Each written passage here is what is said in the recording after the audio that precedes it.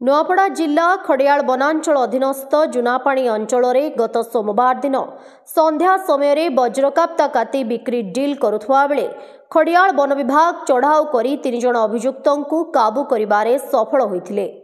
सेमानंकु अटक रखी अधिक पचराउचरा करबा सह बुधवार दिन 3 जण को कोर्ट चालाण करा जायथिबा खड़ियाल वनखंड अधिकारी अजीज खान एक सांबादिक सम्मेलन रे सूचना दैछन्ति।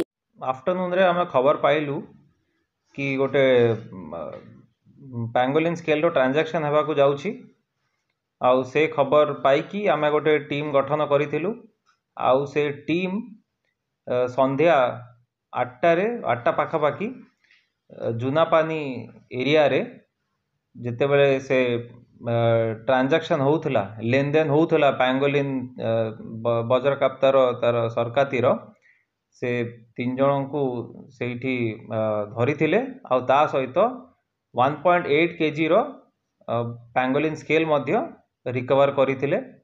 तापरे पचरा पचरी करा जाइछि आउ आजी तांको कोर्ट फॉरवर्ड मध्य करा गला।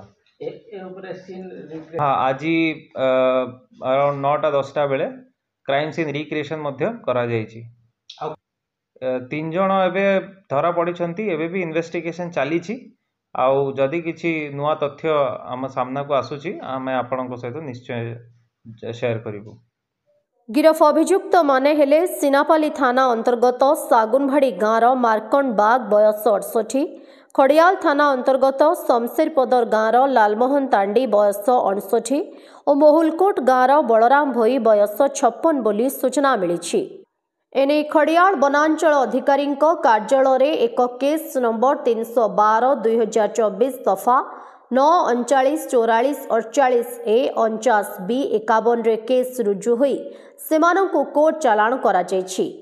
अभियुक्त मानंक ठारू 1.8 किलोग्राम वज्रकाप्ता काती 350 खंड जबत करा जायथिबा बेले सेमानंक ठारू 3 गोटी मोबाइल सह एक स्कूटी गाड़ी OD 03E7105 जबत करा जायथिबा सूचना मिलिछि। बुधवार दिन 10टा समय अभियुक्त मानंकु नेई घटनास्थल रे क्राइम रिक्रिएशन मध्य करा जायथिबा सूचना मिलिछि। खड़ियाल वनखंड अधिकारी अजीज खान को निर्देश क्रमे यह चढ़ाऊ एससीएफ मोहम्मद मुस्ताफा सोहेला, फॉरेस्टर सुदाम बाग, खगेश्वर माझी, प्रेम तांडी, शिवराम पटेल, नरेश दंडसेना, धनंजय नियाल प्रमुख सामिल होइथिले। नुआपड़ा जिल्लारू जगन्नाथ सागर रिपोर्ट ओडिशा हाइलाइट समाचार।